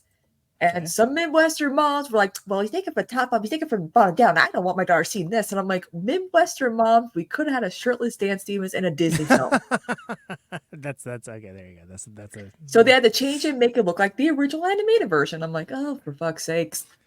Yeah. Well, and you know, that is both sides of the adventure coin too, right? Like that's like, okay, there's the one for kids and the ones for adults, and there's stuff that kind of straddles that line. You know, Jurassic Park, not for Dan Stevens being shirtless, but it straddles that line, right? There's a lot of stuff for adults and a lot of stuff for kids. One of the reasons it was a huge hit that, again, was almost unexpected by many people that should have known better, frankly. But I think that it's notable that there is still that division between like kids stuff and adult fare. And there hadn't really been this kind of film in the 80s for adults. And then they made another one, they made a sequel, and they probably shouldn't have. Yeah. And you also got to think too, like Disney wasn't doing so well at the time. This was the dark ages for Disney where they came out with films like The Black Cauldron, which I like The Black Cauldron. Oh, Black Cauldron's awesome. It was dark for Disney. And I'm like, bring that back. You know what, Disney? This is how you can save off from the woke bullshit that's being thrown at you. Do more dark stuff. Is Black Cauldron even available to stream anywhere? I don't even know. I haven't seen that. I think it's on Disney Plus. It might be. All right. I'm gonna look this up. I'm on it. We'll get our top researchers on. This is also apparently on Disney Plus. Romancing the Stone is. Yeah. Really? I think they. So she's a Disney princess, essentially, is what we're saying. Kathleen Turner is definitely a. They have a deal, I think, with 20th Century Fox. Yeah, they did buy 20th Century Fox. That's right. So they're so the only place you get the streamed, you have to pay for it everywhere else. The only place you can get the streamed is Disney Plus. Nice. Okay. Kathleen Turner's great in this.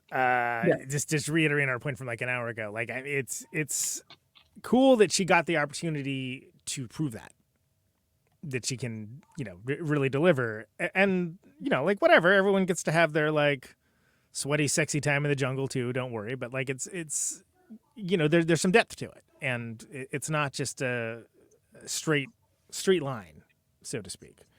I mean, she and Michael Douglas together have so much like chemistry, right? On-screen chemistry, in real life too. Yeah. But like when there's that scene at the river, right, where they're on opposite sides of the river, and it's like, I'll meet you back at the hotel, and then you're like, are you though? Like it feels like you could and you could not also. Danny DeVito plants it in your mind too when he's like, that's a con man. He makes it like it's your idea, and you're in your head you're like, yeah, that is like you're right about that. And then it kind of hits you like we don't really know anything about this. Like you already saw like they had sex and then he slipped the fucking map back in her bag because he was going to Xerox it and just go for the treasure himself. Which, by the way, great use of modern technology. Because remember, the Xerox machine was not as ubiquitous then. But it's like, oh, everyone wants this map? Great, I'm going to make my own copy. And then, like, who cares what happens to this? Yeah. Well, and fucking, it seems like it's easier to find a Xerox machine half the time than a phone in this fucking in Colombia. You couldn't make the movie today. You couldn't make the movie today because cell phones. Right, exactly. I do like the one. He's like the one guy's like, yeah, we have a Xerox machine. He's like, could you do something map size? And then you have to think about like, oh shit, like there's multiple sizes for Xerox. Like, like four. Yeah, absolutely. No, I did a lot of artwork involving copy machines back in the day. Anyone that ever did zines knows that all too well. You don't have any 11x17, huh? Okay. Yeah. But I love the fact that the guy who had the mule was a Pepe. He's just like, oh, my copy is broken down. Yeah, the which is like a little mini monster truck. I love his little getaway ramp. Yeah.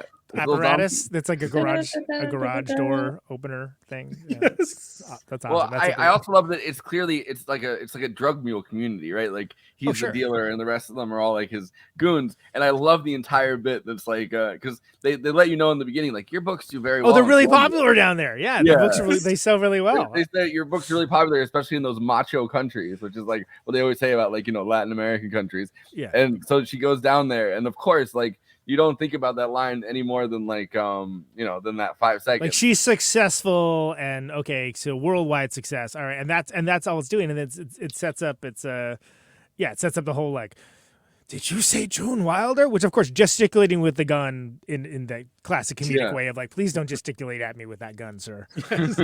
But like even like the lackeys are like, oh okay, yeah, he goes, I read your books to the men, which. I want to know a little bit more about that because this is a community of all male drug dealers, and this guy's reading like her erotic. Sure. They're all real horny in that community. Like, and once a week he like doses them with like a little bit of a romance novel. Yeah, I mean, I don't know. Sure, why not? The one woman in that community was that old lady that's the only one you see. I want to know. I want to know if she needs help. right. Well, so I feel like we've talked about Danny DeVito as a dude, but I feel like we haven't talked about his role nearly enough because, again, I feel it's the key to this movie. But Ralph is like, and his relationship with their brothers, right? Or cousins, I think. Cousins. I think, yeah. They're constantly yelling at each other, like they're, and it's such a great, like, classic visual gag where he's talking about, they gave me the slip, and you see them like drive up behind him, and they're like getting out of the car, and then you're like, oh, that's funny because he's talking about how he can't find them, and then like he turns around and sees them, and it's all like one long shot. Yes. I feel like that's real classic adventure serial. Kind of 3-panel comic strip kind of thing, and he's very funny. He's very funny, but not in a way that's like distracting. It isn't like, oh, here comes the clown. Well, and it's like when they steal the car, and first of all, Kathleen's like, why don't you just try use the key? Like, he's like, what are you doing? I'll wire the car. Yeah, and then you see Danny DeVito like sleeping in the back, and it's like, what the? Oh, and he like hides, and it's like that's such a great gag because it's like, okay, it's enough. Well, the other gag that's really great is when Captain, Dr. Professor, Colonel Zolo gets into the car and Danny DeVito's hiding his head. And he goes, no, Americano. Americanos, they're scummo. And then scummos, they spit on them. And then the guy's line is, the guy's line is, oh, you must be French, which had me fun. Right. That's right. I forgot about it. But like that line too, right? Like, because he's on like the FBI's Interpol most wanted list, but he's not like a fearsome guy. Like you have to imagine the cousins the more fearsome, which gives you that like Maltese Falcon kind of vibe, where it's like, Peter Lorre appears in like Maltese Falcon and he has the gun and he's constantly pointing it at Humphrey Bogart, but like you also kind of pity the guy because the guy is he's like sympathetic and he's clearly working hard to get the fucking treasure in both cases. So it has that like Maltese Falcon kind of like, it's not just a straight black hat villain situation at all. Yeah, like where it's like, no, he's clearly got his angle, and he's trying to get ahead just like anyone else, and this is slightly more disreputable and cynical. But it's again, there's depth without it being a freaking Disney Plus prequel series. Yeah. Although I would totally watch that, to be frank. You get like that's what they should call it. To be frank. I didn't know it's always sunny. you get like the tiny amounts of context though, where he's like, I don't want to die in fucking. He's a Spico, Colombia, which there's this 80s movie right there. But but he's like, I don't want to die in Colombia. Take me back to Queens. Right. And like, so you get like enough context where it's like, all right, so this is like like two American guys running around Colombia trying to steal shit from people that are far more successful in Colombia. You know what I mean? Like. At doing this whole crime thing, and then you have someone who's like the butcher guy that is very successful at crime, but not successful at keeping his hand out of an alligator's mouth. Yeah, he's gonna be very successful at crime one-handed. Is what he's gonna be. I love a good like secondary or like tertiary antagonist though. Mm-hmm. No, absolutely. Yeah. And it gets that whole treasure hunt vibe across. They make him more entertaining, especially when they're portrayed by someone like Danny DeVito. Well, when you got someone with that much personality, what are you gonna do? Put him as the sidekick? No, you got to have him as he's on his own thing and he's running around doing his own stuff. Which makes you forget that they, I guess, they must have killed. It seems like they at least implied they killed the husband of her sister, which we haven't even talked about. Like the whole, they ransomed the sister. Yeah. Which gets her down there. It really just serves to get her down there. Well, it seems like that decision's made very quickly, like as if that's maybe something that happens more often than. Yeah, well, the guy had a treasure map. Like you have to imagine that her husband is just another one of these guys running around trying to get treasure in Colombia, and she's along for the ride. Yeah, I mean, I don't know. It's. I think you're forgiven for thinking that the whole thing might be like a put on, right? Like a scam or something. It's because the whole setup seems kind of weird with what we're given, but not not any more unbelievable than any of the rest of it, which is just don't think too hard about this, Sonny. Yeah, well, I mean, the whole thing is just setting her up to be in one of her romance novels, and in any of these romance novels, it's never a very believable story. It's look, she's horny. There's some guys after her, and her husband can't say. What do you want, a diagram, kid? I was trying to look up what are those other alt cast, not Sylvester Stallone, but what were the other alt castings? One of them that we didn't talk about is Christopher Reeve. We said Burt Reynolds, Paul Newman. Yeah. They were trying to get Clint Eastwood in there. Clint Eastwood, no, terrible. No, that would be so wrong. Okay, can we say? A lot of people diss Ray Liotta for saying he's the most an overrated actor. He can't really act. Clint Eastwood, he can't even direct. Wow. Okay, this is. All right. He was pretty good at the hottest takes right here. He was pretty good at that performance where he was pretending Obama. You should go to the Movie Night Extravaganza Discord and post that in the hot takes section. Yeah. But he's pretty good at pretending Obama was in that chair and getting his racial animus out of the chair. Can I say that? All right, moving on from that subject entirely. Jack Nicholson was another one of the ones, and I at one point would have been like no, but then I've actually seen him. I saw him in The Passenger, and basically he did that Chinatown, One Flew Over the Cuckoo's Nest time period. He did 4 movies around that time, and they're all wildly different. Yeah. Yep. And it would be interesting because he does end up working with Kathleen Turner on Preetzi's Honor, which is right before she does Peggy Sue Got Married. And it's Jack was just going for a totally different thing at the time. So I understand where he would be like, no, I'm not doing that right now. That's look, I can't be in a movie like this right now. I'm sorry. I can't go down to the jungle. I have too much going on. Kind of David Lynch. David Lynch doing Jack Nicholson. I don't really know what's happening. No, that was David Lynch is a way more whatever. I was just trying to do the voice. David Lynch doing Jack Nicholson is what I said, sir, and I stand by my assessment. All right. But I think I think he actually would have been good. Which Friday once again, sir. See, now I'm just David Lynch. I invoke the Lynch. It would have been cool, but it wasn't at all what he was going for at the time, and that's a very different kind of movie, right? Because I think that Jack Nicholson's a different kind of leading man. Yeah. He just doesn't give off, in my opinion, the light charm and looseness of a Michael Douglas. But I guess the thing to remember is at the time there wasn't a Michael Douglas, right? Now we have a very firm opinion of what Michael Douglas is capable of doing and the variety of roles he's able to play. But I understand why it wouldn't have popped up in his head when he's only been playing these TV roles. That he's not the best one to do this. And again, the shadow of his father too, who did do those kinds of roles. So he kind of wanted to rape Natalie Wood. But anyway. Well, yeah. But who else could have done it? Mel Gibson would have been interesting. But again, it's Mel Gibson. But he has that kind of a similar type of charm. And there's not too many other people you could think of 1984 that has that kind of charm and energy that that Michael Douglas brought.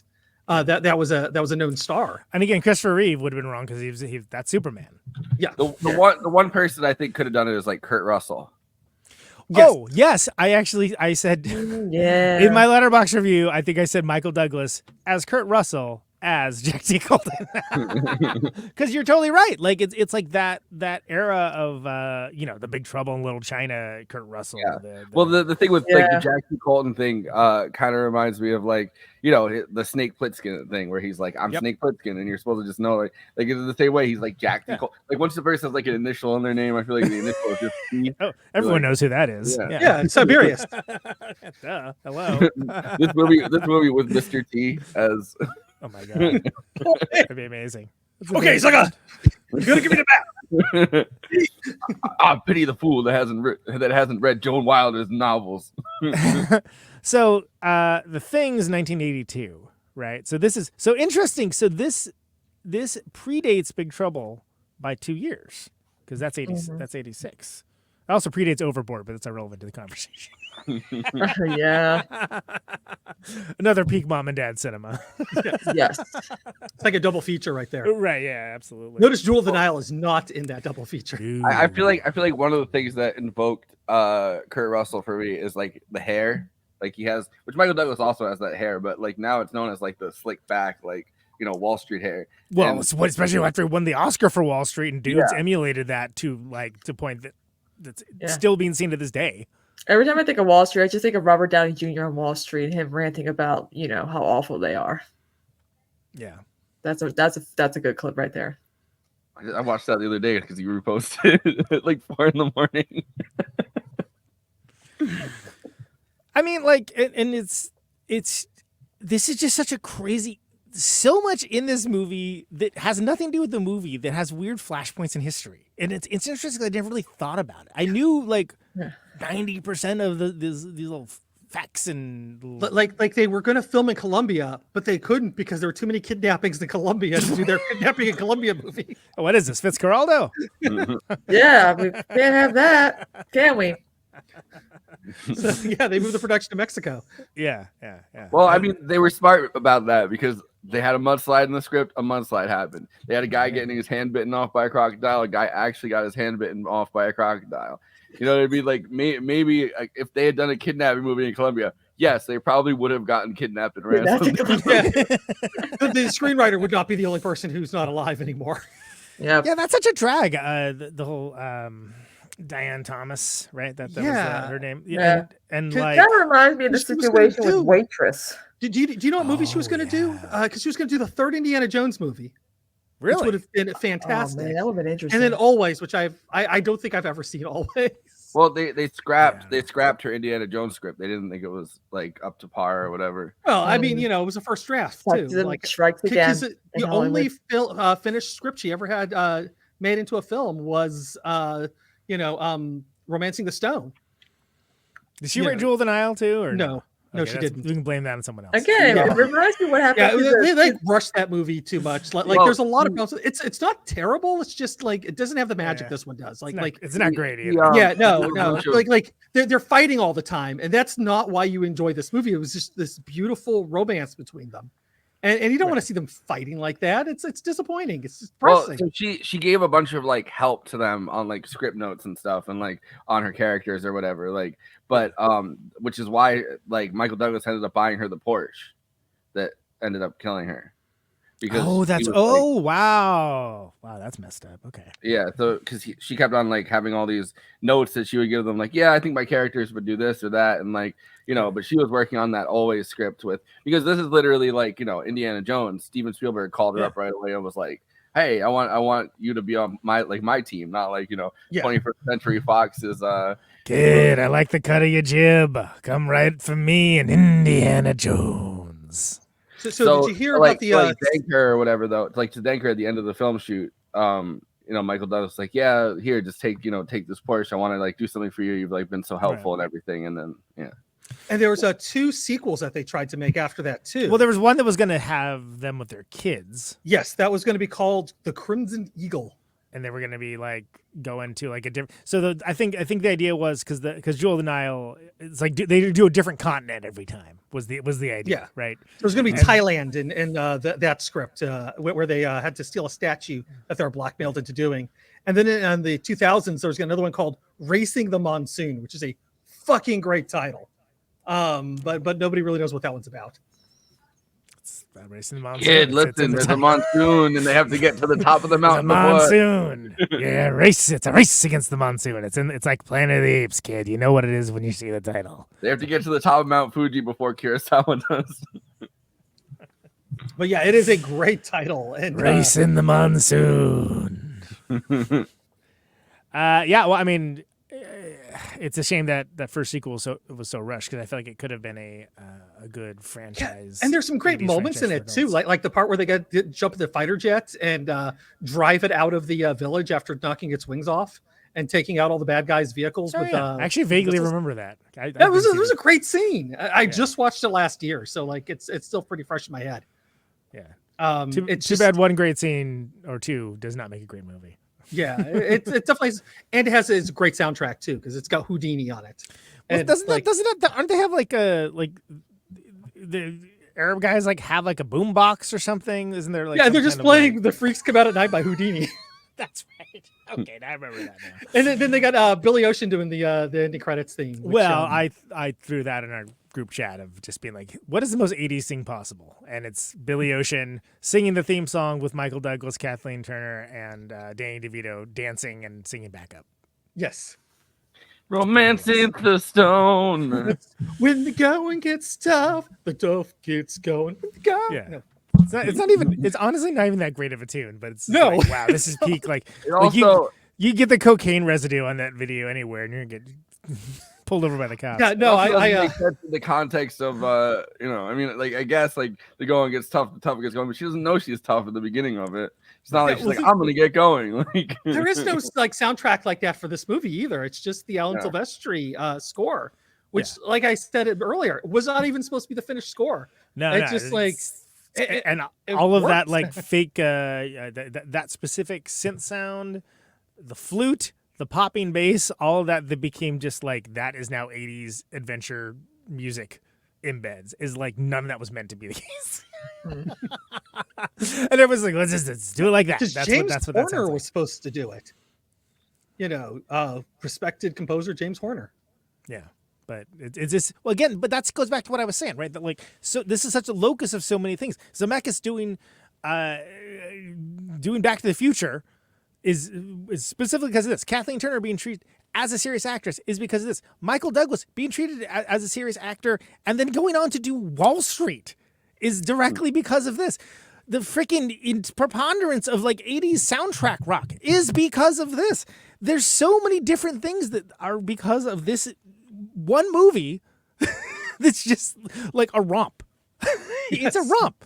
It's a romp, kid. What more do you need to know? Thank you. Anyway. I'm trying to see. He definitely didn't help produce Wall Street, right? Like, I haven't seen that in so long. I don't even know. Yeah, same here. I want to do that for an episode. I want to do that for an episode really early on. I think if we could do Wall Street and Wolf of Wall Street. Yeah. Look, we were talking about anyway. We could do that, and I don't know what the other ones of that would be. Movies about it's Wall Street month, kids. There we go. Movies about Wall Street. Now that we have we're all going to be on cocaine. You might see the money shot. Now that we have a sponsor, we're all about money. So it's like it's Wall Street month. Like what? A boiler room? I don't know. Like what else would go with that? Like that's two movies. Those are great movies to cover. But let me see. Let me look up Wall Street. Movies about corruption? I don't know. Movie about how money corrupts everything. Oh, that's every movie. Yeah. There will be blood. I guess. Trading right? places. Yeah. Trading places. Ooh, with that, there's a couple rough scenes in Trading Places. I don't know if you've seen that recently, but yeah, and that director ended up killing two children on the set of the Twilight Zone movie. Well then, okay.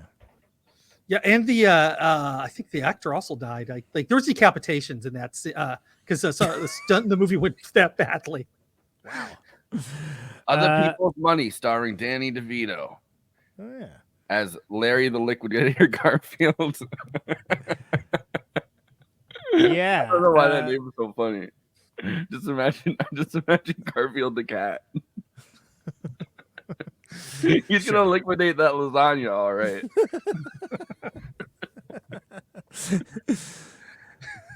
It's a cat. He loves lasagna.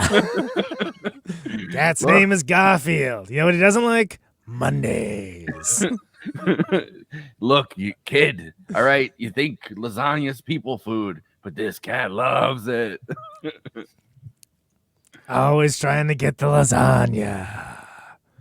It doesn't even make sense that he hates Mondays. He doesn't have a job. He's a cat. It really doesn't make sense that he just doesn't like Mondays. What do you care? What difference in the day is there for somebody like Garf? Like, there's no difference in the days. Like, he's just hanging around the house. It's the only kind of empathy he seems to show to the working class, frankly. Yeah. Anyway, Letterboxd, of course, is a place for film lovers to talk out with and to each other about the films that they love, maybe the films that they didn't love, maybe the films that they thirst posted about Danny DeVito for. And, of course, all of this is a bottom-up democracy. Everyone gets to have their say, Nazi Siskel's and Eberts of the world. Everyone gets to opine. But it's best, of course, to keep that succinct, keep it short, keep it terse. And that is the substance of this bit, which is the Letterboxd one-liners. These are the Letterboxd one-liners for Romancing the Stone. Crocodile budget must have been through the roof. Word. I don't know. That's just, there's so many of them. Some of them are animatronic, apparently. They say like they're mostly real crocodiles. Like, wouldn't happen today, kid. So is she going to take her cat onto the sea? That's the Garfield adventure movie, you know. Yeah. Garfield is her cat. They also have the line like, you get sick on planes, you get sick on boats, you get sick on like, you know what I mean? Like, they're listing off all the places all the things she can't travel on because she gets too sick. Yeah. So there must be a miserable first couple months on that boat. Yeah, it seems like maybe they didn't think that. Maybe that's why they're arguing all the time in that second one. Could be. Part of the Chekhov's crocodile cinematic universe. I mean, it is true. You can't have a fucking crocodile in the first act unless you intend to use it. Yeah, they're running around and it's like, all right, someone's gonna get thrown down there, or that thing's gonna break, or whatever. Michael Douglas was throwing bales of weed on that campfire. More like Romancing the Stoner. Haha, I'm here all week, folks. My God. I mean, can you just imagine just getting high like that? The contact high on that, yeah. Oh, well, the other thing is like I mean, I guess there's an open part of the plane, but like if the plane's kind of sealed, like you're getting all of that the entire time you're in there. Like, yeah, like no wonder Kathleen Turner passes out. Yeah, I mean, Jesus Christ, like you have to be like Snoop Dogg to not Willie Nelson combined. Yeah, Willie Nelson's like finally starting to feel this, y'all. Seems like a Monday, everybody. I would watch this movie, but you replace Michael Douglas with Willie Nelson. With Willie Nelson. Sure, yeah. Michael Douglas huffs a few kilos of weed and then dances to the Diddy Kong Racing soundtrack.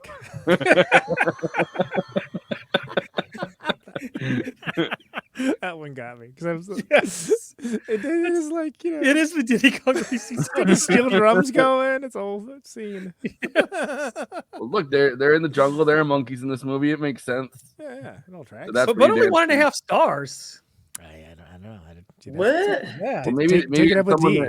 Maybe it's someone that just kept getting their ass beat in Diddy Kong Racing. They're all pissed off. So like, He has like all trauma coming back to them. Took it out in the film. Shit was crazy when the dude got his hand bitten off by an alligator. 2.5 stars. What is wrong with these people? Wait, you gotta read the yeah. More importantly is the tag. Movies where a guy's hand gets bitten off by an alligator. I mean, I have the tag of Captain Hook as a verb. Yeah, there you go. So, are we absolutely certain that Kathleen Turner's smile is legal in all 50 states? Aww. Oh. It's a sweet one. Yes. Oh, sweet. I'm not sure about that. Is Danny DeVito hot? I think he might be hot. Okay. Okay. The first tag is but why? But why? I don't know. Couldn't tell you. I love a good adventure film where people are violently ripped apart by crocodiles. Listen, kid. That's why you don't trust crocodiles. You only no, kid. That's why you don't pay scale. Thank you. Let's make actor Michael Douglas look cool. Producer Michael Douglas.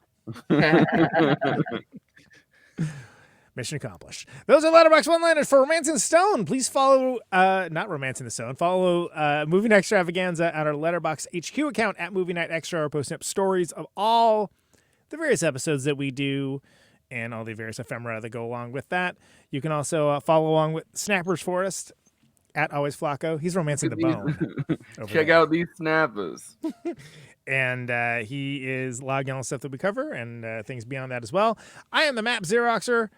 Conan Neutron at Conan Neutron, doing all the highbrow stuff, the Populous Fair, everything in between. Follow me along for the Criterion Challenge, Film School Dropouts, all of those various things. I'm actually currently making my way through 8 Hours Don't Make a Day by Fassbender, and it's very long, but it's very good. I like Fassbender a lot. It's weird that Mother Custers is the only movie we've done by Fassbender here. It's the most like weird pick. I know that was Megan Day, but at Cosmopolitics, Kristina is at Kristina on Letterboxd. She's just Frank Reynolds apparently. So if you're looking for more, I'm out here banging whores. if you're looking for any whore banging in your life, maybe that's how he made his money in Before It's Always Sunny. Like, you know I would love to see. Have they ever done a Romancing the Stone? Because they do like those weird homages, or they like allude to something that's like Lethal Weapon. I mean, remember the Wiz. They did a One Who Flew Over the Cuckoo's Nest moment with him in the end in one of the episodes in the earlier seasons. I think like a hospital scene, and the guy's dressed up like he's like the son of the guy who played the indigenous dude, and I'm like, is that the One Who Flew Over the Cuckoo's Nest theme playing? I'm like, I see what they're doing here. They should do like a little tribute to Romancing the Stone and have Kathleen Turner do like a cameo of some sort. Get McElhaney on the phone. I got an idea for a season. At least an episode. It'll be a cameo galore. Change the world. Apparently she quit drinking. And, the Stone. She quit drinking and lost a lot of that weight that she had put on. Like, yeah. Oh, good for her. Yeah, like last year or something. I was reading about it. At right about now, too, Justice for Colton's Boots is watching all the weirdest stuff so you don't have to, or maybe so you can. It is not for me to say one way or the other, but he is doing it either way, and please follow him on Letterboxd to see whatever it is he's up to. Who I'm up to. Still seems to be Doctor Who. I feel like I'm in the middle of Invasion of the Dinosaurs, which was like my favorite in preschool, and so I'm like really excited because I don't remember anything about it. I'm just like, wait, now they're dressed like Canadians. What's going on here in space? Why are they wearing so much denim in space? So if you're wondering why Letterboxd allows you to log Doctor Who episodes, you can join me on Letterboxd. But Andy's proven it that it's there for someone. Please take us away with plugs, Andy. Why don't you? All right, you're watching this right now on YouTube, so please do those YouTube things: like, comment, subscribe, hit the bell, and watch the video at the end, because that gets you that great Conan Neutron song, and that allows other movie fans to find our content. No slap bass, unfortunately, or fortunately. Yeah, we need more slap bass. Slap the bass. If you happen to be watching us over on Twitch, do the Twitch things. Throw us a sub.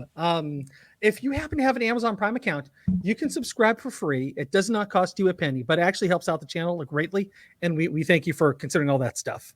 You can find us on social media. We're on Facebook, Instagram, Blue Sky, Threads. Did I say Instagram? Yeah, I said Instagram. What am I missing? Twitter. Discord. It's literally. Discord. I don't want to be a jerk. It's literally scrolling underneath you, though. I'm just yes. Just gonna point that out. Oh God, we're on Reddit. We're on Reddit. Nobody looks at that either, but we're on it. Yeah. I haven't checked Reddit in a while. But yes, we have a Discord, so please join. I guess Twitter, like everybody seems to be back on it but me. So okay. I don't know. I'm only on it to find like horrible things for my other show, because that's where horrible things happen. But we have a Discord, and horrible things do not happen in the Discord. The Discord's a lot of fun. Your what other a show, segue. your other show is the horrible We're things having our happening. first watch party. Since I left the show, horrible things have been happening. Yeah, That's no, why- I was watching that's why Alex Jones today for that other show, but that's everyone's neither here nor gotta there. everyone's got to keep me around, or else horrible things happen. Yes.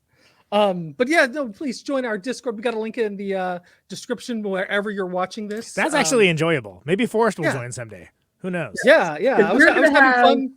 We're gonna have our first watch party in Sunday, the Discord this Sunday, 8 p.m. Eastern. We're gonna watch Oppenheimer. We're gonna slowly go through some of the Oscar-nominated films. So will it have the casino ads like no one intended?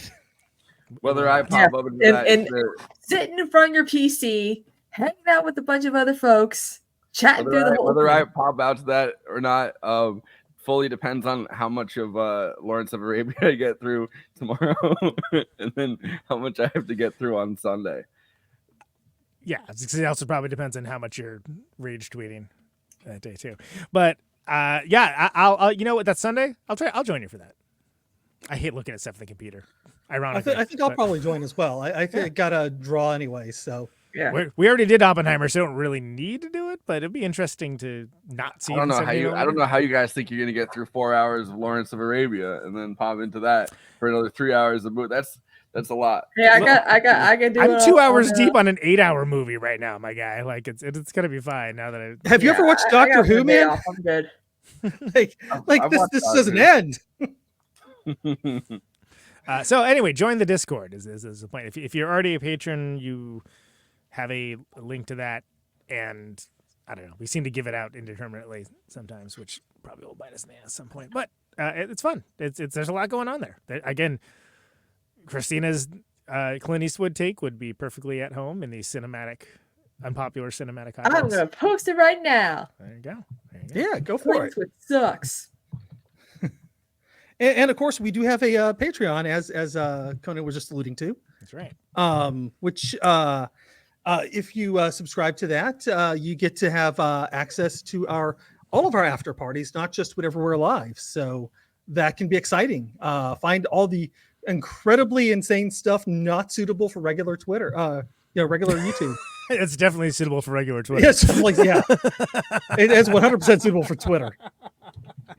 Although now with 20% less asking people to off themselves. So yeah. And no Nazism in the after parties.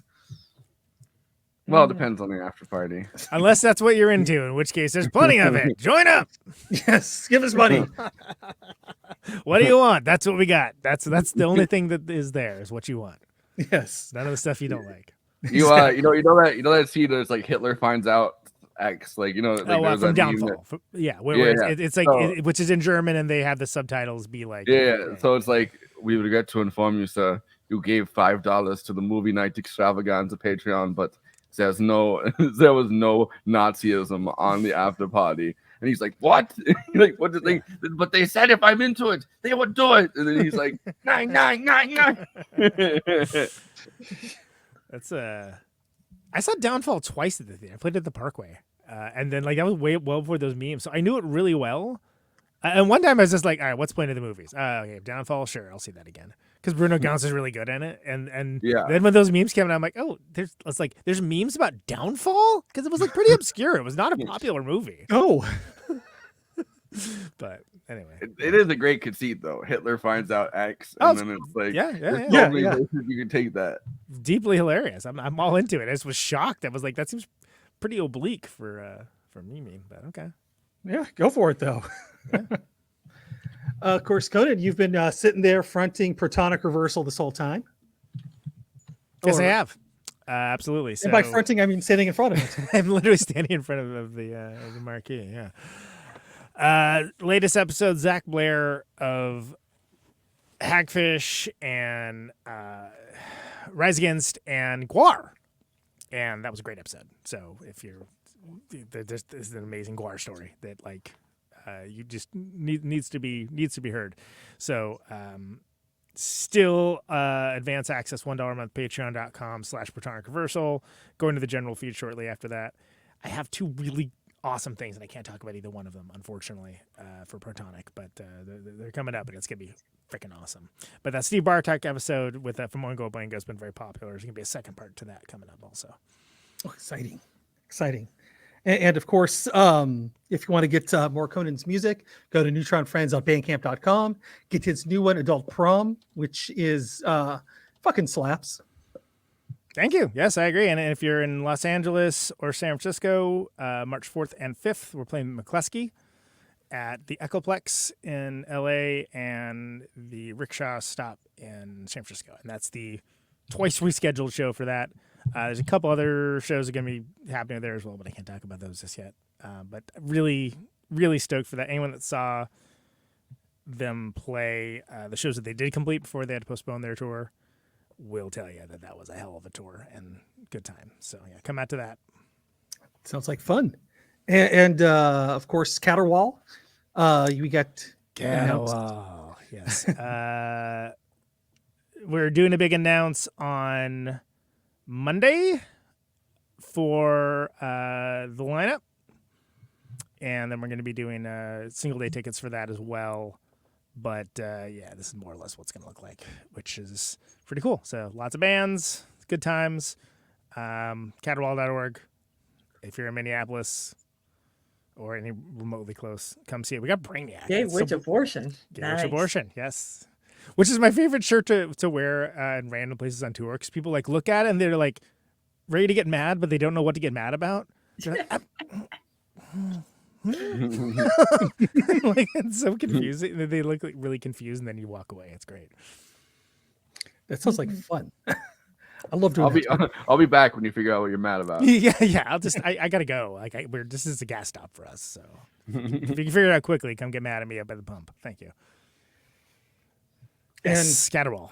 Yes, Caterwaul. And I think we just ran through everything of yours, which brings us to Kristina, who's over on Twitch. I think you're on Twitch right now. I got something big planned tomorrow. We should start soloing when people. Yeah, I am doing the Hot Ones challenge. For every 10 gifted subscribers I receive, I go up a Scoville level. So I got 10 wings to go through, 10 sauces. And I can tell which ones I'm probably going to keep and which ones I'll just give away after this, because I know what I like. And there's just fruity things that I don't like in my spicy foods. Just no. You're telling me these youths are eating these sauces? How do you feel about mango? Like mango spice? Because I love like mango habanero. That shit slaps. Yeah, no, it's a good balance. I just send you ginger goat tropic star then when I'm done with this. I want to try the bomb. Send me the bomb. The bomb. There is something that's spicier than the bomb though. Like it's like all right. So the thing about the bomb isn't that it's spicy. It's that there's no redeeming quality about, like, it's a chemical tasting thing, because you can have something that's way spicier than the bomb, but it's like apparently, at least from what I've seen on the Hot Ones thing, the reason that it's so bad is that there's no, like, it's just overwhelming. There's no like redeeming, like, oh, there's like a flavor to it or something. It's just a very extremely hot sauce. Yeah. Natural pepper heat. Tune into that tomorrow. Yeah. 12 Eastern. And so hopefully you'll be recovered in time for Sunday to show the movie. Yeah, I'll be fine. She's gonna be Pukenheimer. No, I'm prepared. I got my ice cream. I got my milk. I mean, watching Cardi B and the band NSYNC go through the same one that I did, I'm like, I think I'll be good up until like the 6th one. Yeah, that should be fine. Well, they'll have to tune in to find out, won't they? Yes. Yeah, and that can be found at Cosmopolitics over on Twitch. Mm-hmm. And of course, you also have a Patreon as well to help support your channel. Yep. It's patreon.com/cosmopolitics. Yeah, I'm looking forward to tomorrow. I just can't wait to see what I look like after I'm done with everything. Yeah, 3.8 hours for Lawrence of Arabia, huh? Okay. Yeah. Fair enough. Gonna be fun. Lawrence of Arabia is 3 hours and 47 minutes or something. Whatever happened to having a movie under 2 hours? Remember that? Well, Lawrence of Arabia tonight. to be fair, Lawrence of Arabia is a movie from like the early '60s. Like it's an old movie. When those old movies were that long, they actually are worth watching. I just watched. I think it has an intermission too. Have you ever heard of this Birth of a Nation movie? No.